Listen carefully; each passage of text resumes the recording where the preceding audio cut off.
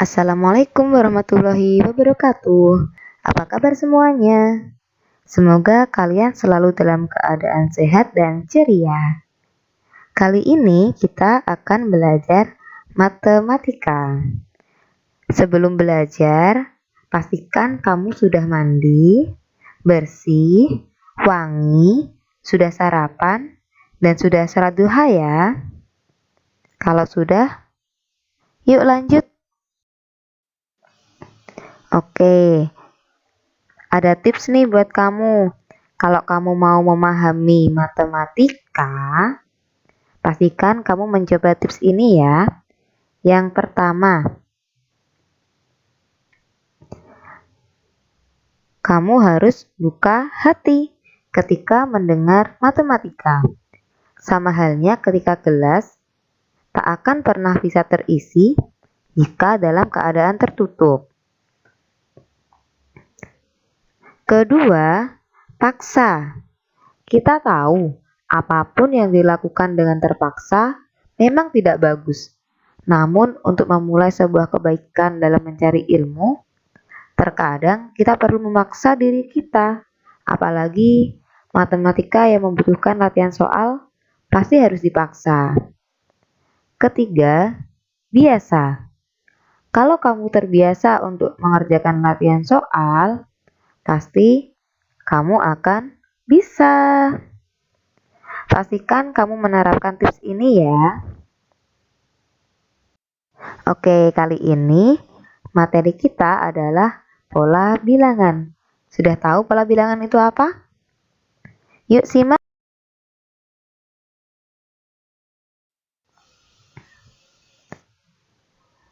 Yuk perhatikan percakapan dari dua teman ini ya. Rumah kakak di perumahan Asrana ya? Iya, kamu juga ya? Nomor berapa? Nomor 25 kak. Rumah Rena dekat dengan rumahmu ya? Nomor 27. Iya kak, samping rumahku nomor 27, terus 29, 31. Ganjil semua kak. Iya, memang penomoran rumah memakai pola bilangan. Pola bilangan? Apa itu? Simak penjelasan Ustazah ya. Oke, sudah tahu pola bilangan itu apa? Penasaran kan? Kita lanjut yuk. Oh iya, sudah kenal ini atau belum ya? Leonardo da Pisa. Dia lebih dikenal dengan Bapak Fibonacci. Silahkan nanti kalian bisa nyari di internet biografi Bapak Fibonacci ini. Persepsi dulu ya, ini adalah contoh soal. Reza adalah seorang tukang kebun yang bertugas untuk memetik bunga mawar di tiap tanggal ganjil. Di hari pertama, ia memetik 3 bunga mawar. Hari kedua, ia memetik 6 mawar. Hari ketiga, ia memetik 9 mawar. Dan seterusnya. Bagaimana jika kita ingin mengetahui jumlah mawar yang dipetik Reza pada hari ke-13? Apa yang bisa kita lakukan? Apa ya yang bisa kita lakukan? Ada yang punya ide? Coba kita cek. Oke, petikan ke-1. Reza memetik sebanyak 3 bunga. Petikan kedua, Reza memetik 6 bunga. Petikan ketiga, Reza memetik 9 bunga. Petikan keempat, Reza memetik 12 bunga, dan seterusnya. Dari sini kita lihat bahwa 3 ke 6, nambah 3 ya. 6 ke 9, nambah 3 juga. 9 ke 12, nambah 3 juga. Nah, kita tambahkan semuanya sampai ketemu ternyata pada petikan ke-13 Reza memetik sebanyak 39 bunga. Nah, yang seperti ini dinamakan pola bilangan. Jadi 3, 6, 9, 12, 15, 18, 21, 24, 27, 30, 33, 36, 39, dan seterusnya termasuk pola bilangan. Kita cek sekarang jenis pola bilangan. Yang pertama, ada pola bilangan genap. Yang kedua, ada pola bilangan ganjil. Yang ketiga, ada pola bilangan persegi. Yang keempat, ada pola bilangan persegi panjang. Yang kelima, pola bilangan segitiga. Yang keenam, pola bilangan aritmatika. Yang ketujuh, pola bilangan geometri. Yang kedelapan, pola bilangan Fibonacci. Dan yang kesembilan, ada pola bilangan Pascal. Sebenarnya pola bilangan itu ada banyak sekali. Namun, yang biasanya ada atau sudah ada rumusnya, ya ini. Jadi kalau kamu mau belajar pola bilangan, yang harus kamu siapkan adalah kamu mau menganalisa, mau berpikir lebih. Oke, kita lihat yang pertama, pola genap. Kita lihat kita punya angka 2, 4, 6, 8, 10. Tahu kan ini pola bilangan genap? Tahu nggak sih genap itu artinya apa? Apakah genap itu yang bisa dibagi 2? Ternyata kalau kita bilang seperti itu, apakah 3 nggak bisa dibagi 2? Bisa kan? Jadi genap itu adalah bilangan yang jika dibagi 2 maka dia bersisa 0 atau habis. Oke, kita lihat. Kita punya angka 2. Angka 2 di sini adalah suku pertama. Angka 4 adalah suku kedua. Angka 6 adalah suku ketiga. Angka 8 adalah suku keempat. Angka 10 adalah suku kelima. Suku biasanya dilambangkan dengan huruf UN. Suku 1 berarti U1. Suku 2 U2. Suku ke N berarti UN. Seperti itu ya. Oke, kita lihat. 2 ke 4 ternyata nambah 2. 4 ke 6 nambah 2 lagi. 6 ke 8 nambah 2 lagi. 8 ke 10 wah nambah 2 lagi ya. Ada yang tahu bagaimana cara mencari rumusnya? Bagaimana nih kalau misal nanti kita mau nyari bilangan genap ke 100, ke 500 seperti itu. Apakah kamu mau mengurutkan? Pastinya tidak kan? Maka kita punya rumusnya, yaitu UN sama dengan 2N. N menunjukkan suku keberapa yang akan dicari. Misal, yang ditanya adalah suku ke 100. Maka U100 sama dengan 2 kali 100. Jadi U100 sama dengan 200. Seperti itu ya. Selanjutnya ada pola ganjil. Kalau genap habis dibagi 2, kalau ganjil berarti sisa 1 ketika dibagi 2. Kita punya 1, 3, 5, 7, dan 9. 1 ke 3 ditambah 2. 3 ke 5 ditambah 2. 5 ke 7 ditambah 2. 7 ke 9 ditambah 2 juga. sama dengan pola bilangan genap, kita nggak mungkin akan mengurutkan jika ditanya U ke 1000 misal. Maka kita memiliki rumusnya. Maka didapatkan rumusnya adalah UN sama dengan 2N min 1. Yakin nih rumusnya ini? Kita cek ya. 9 adalah U5. Ya kan? Kita lihat. 2 kali N-nya adalah 5, berarti 10 dikurangi 1 sama dengan 9. Benar kan? Jadi rumus ini berlaku untuk semua bilangan ganjil. Oke, kita lanjut. Sekarang pola bilangan persegi. Kalau kamu mendengar bilangan persegi, apakah bilangannya berbentuk kotak-kotak seperti itu? Ternyata bukan. Kita lihat.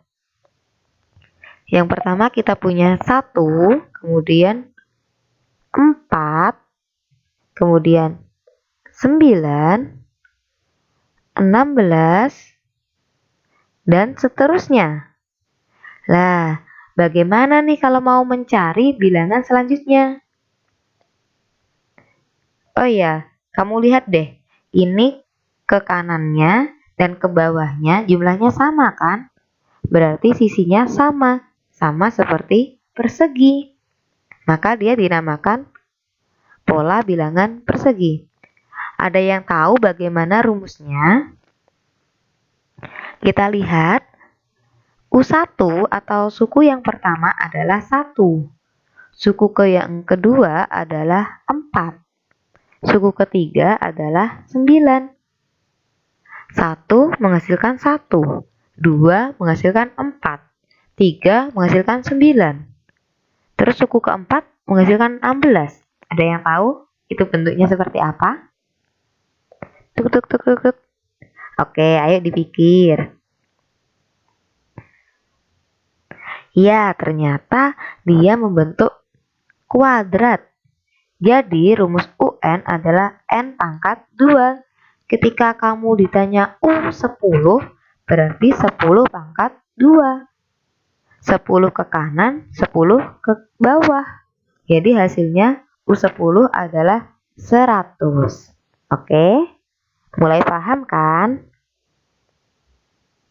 Oke, selanjutnya punya pola bilangan persegi panjang. Kalau tadi ada persegi yang ke kanan dan ke bawahnya sama, sekarang kita punya persegi panjang. Berarti salah satunya harus beda kan panjangnya? Kita cek. Oke, ini ke kanannya 2, ke bawahnya 1. Ke kanannya 3, ke bawahnya 2. Ke kanannya 4, ke bawahnya 3. Ke kanannya 5, ke bawahnya 4. Dan seterusnya. Kita lihat bentuknya seperti persegi panjang kan? Ketika U1 hasilnya 2. Ketika U2 hasilnya 6. Ketika U3 hasilnya 12. Ketika U4 hasilnya 20. Kita punya pola bilangan yang seperti ini. 2, 6, 12, dan 20. Bagaimana nih rumusnya? Kalian ingat gak rumus persegi panjang ketika kalian kelas 7 atau ketika kalian SD? Rumus persegi panjang adalah panjang kali lebar. Kita anggap panjangnya adalah ke samping dan lebarnya adalah ke bawah. Maka kita punya rumus pola bilangan persegi panjang adalah UN sama dengan N kali N plus 1. N yang depan menunjukkan ke bawah. N plus 1 menunjukkan ke samping. Ya kan? Coba deh cek.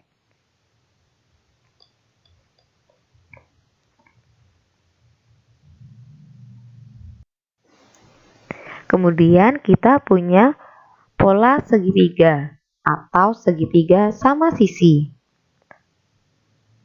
Ada 1, 3, 6, 10, dan seterusnya. Waduh, gimana ini rumusnya? Ada yang tahu? Atau ada yang sudah pernah dapat materi ini? Atau nyari-nyari sendiri? Kalian pasti termasuk anak-anak yang hebat deh. Kita cek. Nah, seperti ini kan? 1 ke 3 ditambah berapa tuh? Ternyata ditambah 2, tambah 3, tambah 4, tambah 5, dan ditambah 6. Wah, nambahnya bertingkat ya. Lah, dia ini dinamakan pola segitiga sama sisi. Rumusnya adalah UN sama dengan N kali N plus 1 per 2. Ayo, ada yang tahu ini dapat dari mana? Ya, jadi segitiga itu didapat dari persegi panjang yang dibagi 2. N kali N plus 1 adalah rumus persegi panjang. Kalau mau segitiga berarti harus dibagi 2. Gitu ya. Oke, sampai sini paham atau belum ya? Nanti kalau nggak paham dicatat, boleh ditanyakan ke ustazah. Oke, kita lanjut. Kita punya pola bilangan Fibonacci. Bapak yang tadi tuh yang menemukan pola bilangan ini. Kita punya 1, 2, 3, 5, 8, dan seterusnya. Ada yang tahu pola bilangan selanjutnya didapat dari mana? Jadi seperti ini. Pola bilangan 1 dan 2 atau suku yang pertama dan suku kedua ditambahkan kemudian menjadi pola bilangan yang ketiga. Selanjutnya 1 dan 2 ditambah menjadi pola bilangan selanjutnya. 2 dan 5, 2 dan 3 ditambah menjadi bilangan selanjutnya. Dan seterusnya. Ini adalah pola bilangan Fibonacci. Nanti kalian bisa pelajari lebih dalam dan boleh mencari referensi di internet atau di buku yang lain. Selanjutnya, kita punya pola bilangan Pascal. Jadi bentuknya seperti segitiga. Nanti yang pinggir-pinggir semuanya membentuk angka 1. Kita cek ya, kita mau isi 1 ditambah 1, ketemu di bawahnya nih 2, ya kan? Terus sampingnya lagi 1, pokoknya yang samping-samping adalah 1. 1 tambah 2, 3. 2 tambah 1, 3. Sampingnya 1 lagi. Cek deh yang bawah.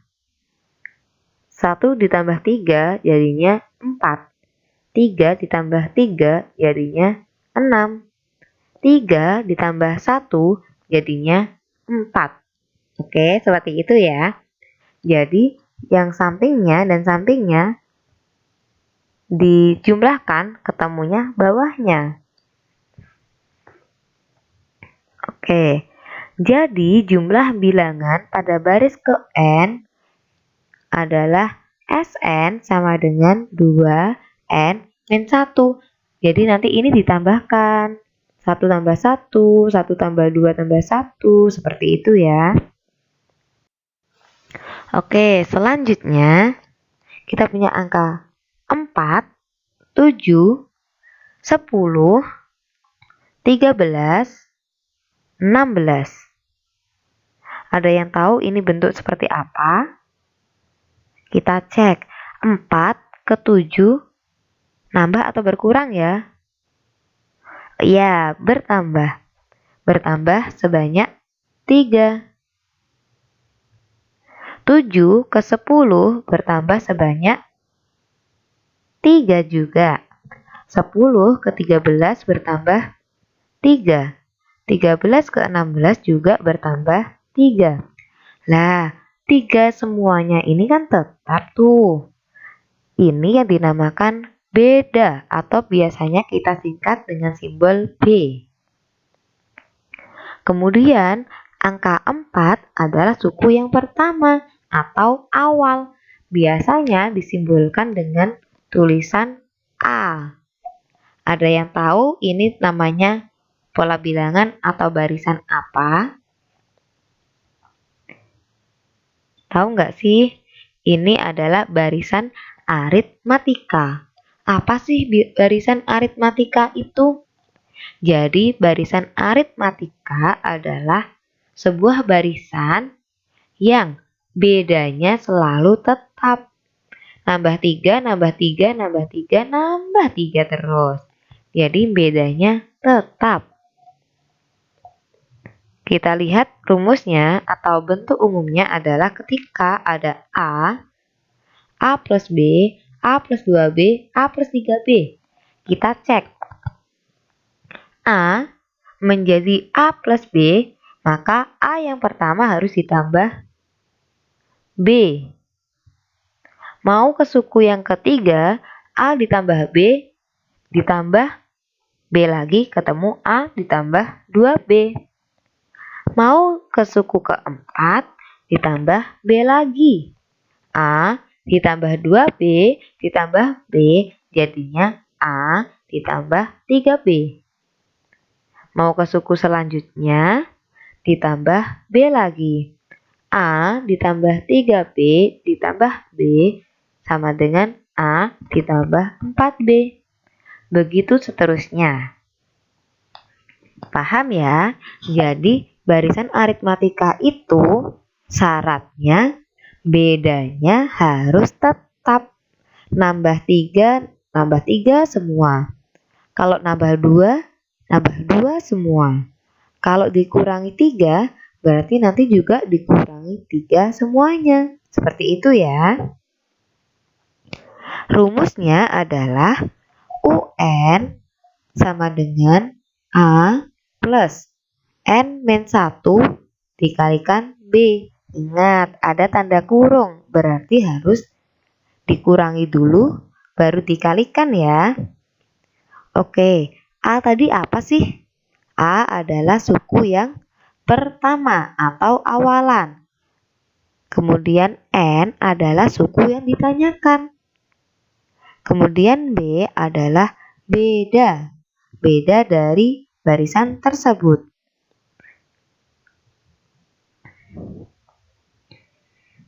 Oke, kita lihat selanjutnya.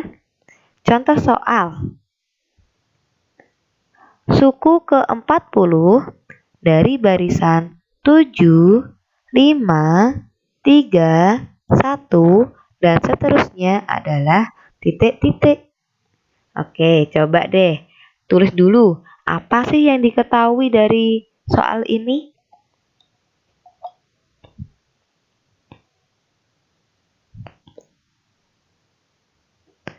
Oke, yang diketahui adalah A adalah 7 atau suku pertama dari barisan tersebut adalah 7. Kemudian kok bisa sih dapat B-nya sama dengan min 2? Dari mana? Kita lihat, 7 untuk menjadi 5 maka harus dikurangi 2. 5 ke 3 harus dikurangi 2. 3 ke 1 juga harus dikurangi 2. Maka B-nya sama dengan negatif 2. Paham kan? Oke, kita lanjut. Yang ditanya adalah suku ke-40. Berarti U40. Masih ingat rumusnya? Cara menjawabnya, kita tulis dulu rumusnya. UN sama dengan A plus N-1 B. Selanjutnya, yang ditanyakan adalah U40 sama dengan 7 ditambah 40 min 1 dikali min 2.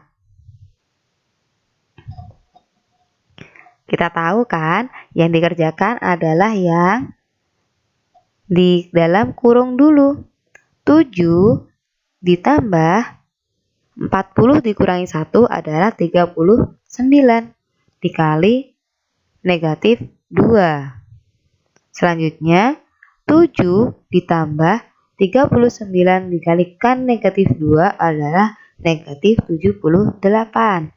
Ingat, tata cara penjumlahan dan pengurangan, perkalian, pembagian. Yang harus didahulukan adalah perkalian dulu baru penjumlahan.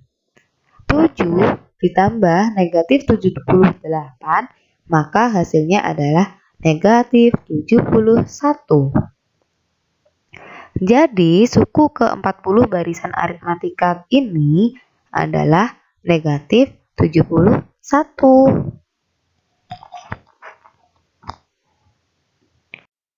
Selanjutnya, soal cerita nih.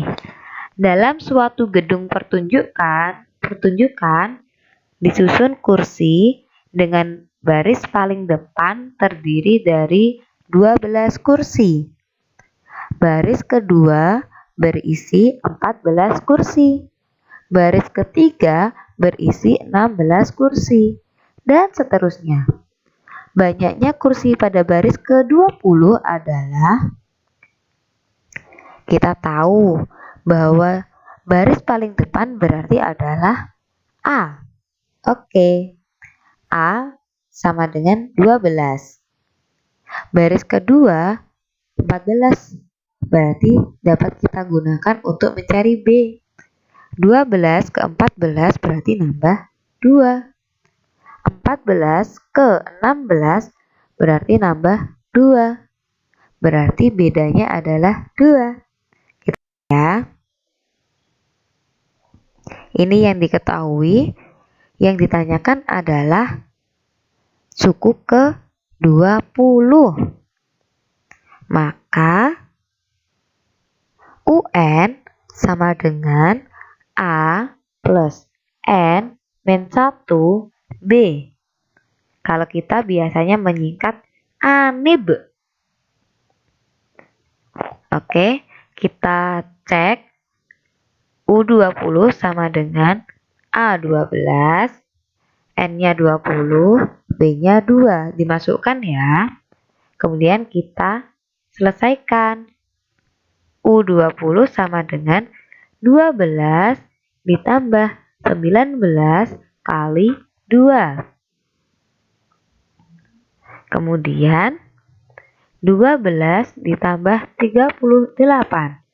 Hasilnya adalah 50. Jadi banyaknya kursi pada baris ke-20 adalah 50. Gampang kan? Jadi benar-benar harus dipahami dulu ya apa yang diketahui dan apa yang ditanyakan. Selanjutnya kita punya barisan geometri. Apa sih barisan geometri? Cek ya. Kita punya angka 3,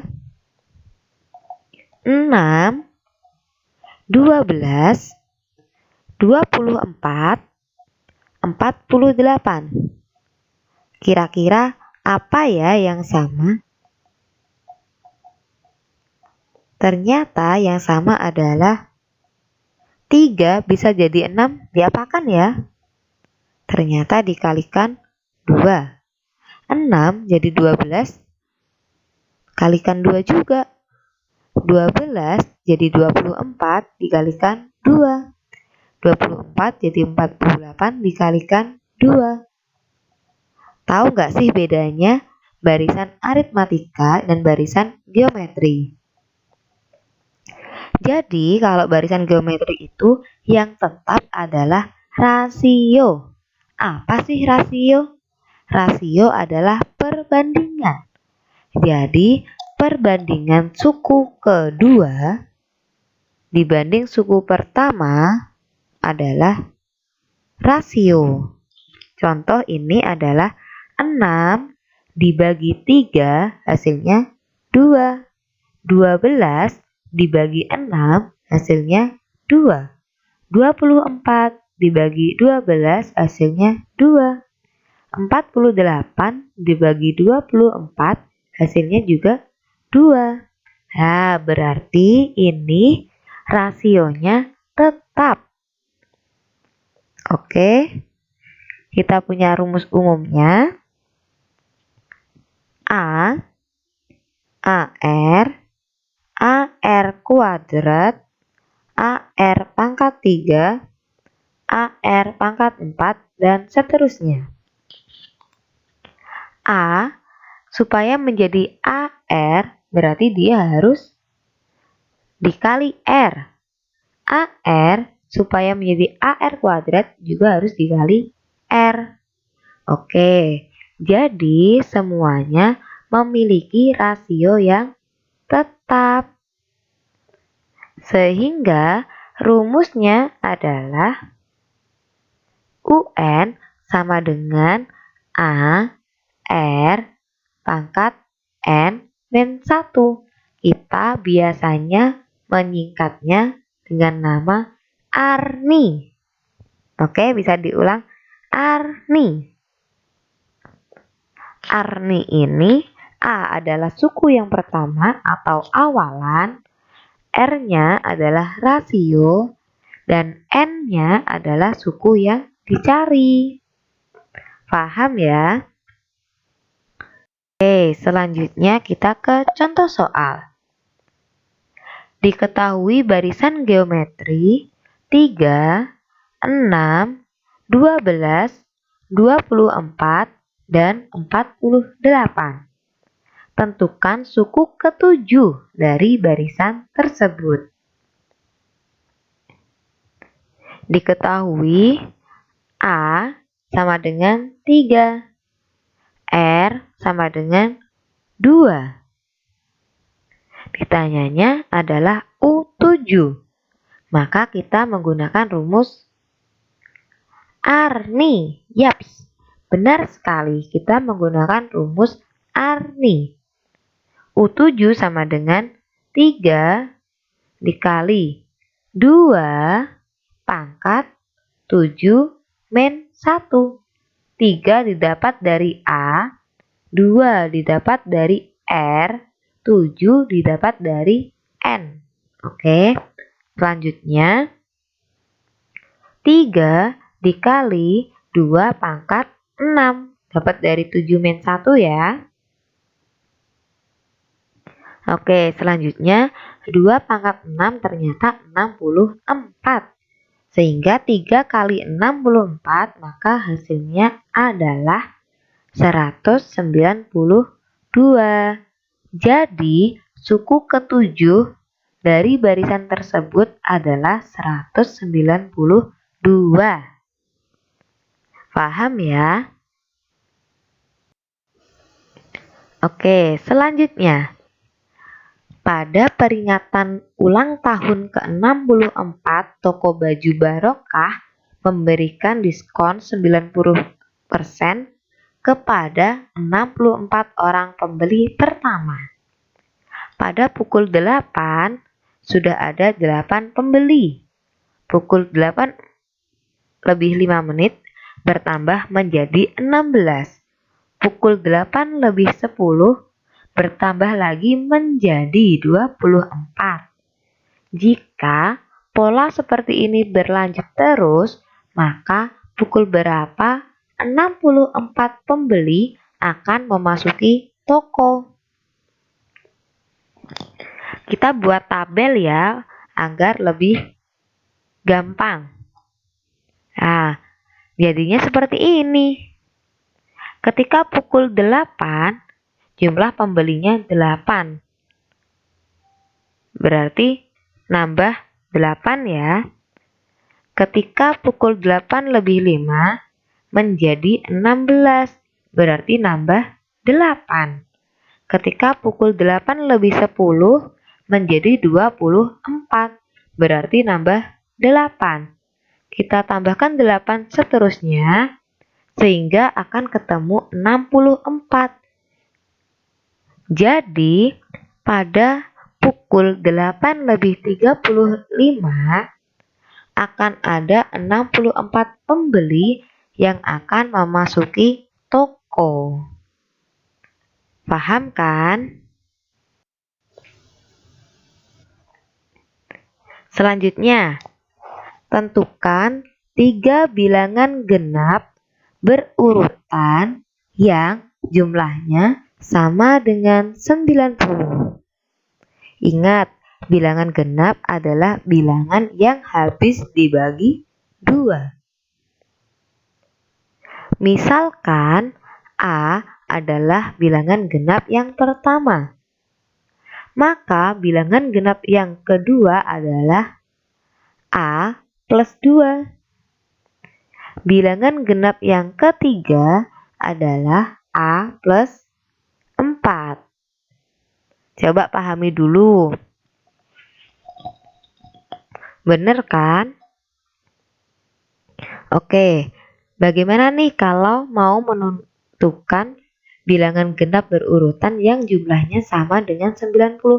Berarti A ditambah A plus 2 ditambah A plus 4 sama dengan 90. Ya kan? Bilangan pertama ditambah bilangan kedua ditambah bilangan ketiga, hasilnya adalah 90. Oke.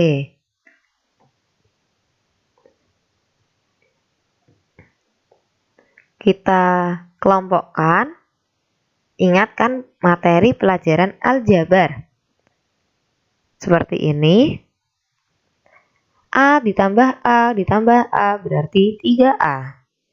2 ditambah 4 adalah 6.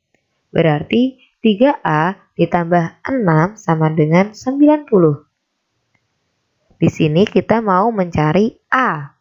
Maka kita harus memindah ruas 6 ke sisi sebelahnya. 6 yang awalnya positif berpindah ruas berarti dia menjadi negatif. Oke. 3A sama dengan 90 dikurangi 6. 3A sama dengan 84. Maka A adalah 84 dibagi 3. Hasilnya adalah 28. Selanjutnya kita masukkan nilai A sama dengan 28 ke pemisalan yang awal. Sehingga didapat A sama dengan 28, A plus 2 adalah 30, A plus 4 adalah 32. Cek ya, 28, 30, 32 adalah bilangan genap yang berurutan. Dan jumlahnya adalah 90. Seperti itu ya. Oke, terima kasih. Kalau ada pertanyaan, silahkan japri Ustazah, sertakan nama kamu. Karena tak kenal, maka kita gak tahu deh itu siapa. Kalau kita sudah kenal, pasti ada sebuah ikatan pertemanan. Seperti itu. Pastikan kamu sudah mencoba sebelum kamu bertanya kepada Ustazah. Terima kasih, silahkan dikerjakan modulnya ya. Untuk yang belum paham, boleh kok tanya Ustazah. Ustazah akan siap melayani. Terima kasih. Wassalamualaikum warahmatullahi wabarakatuh.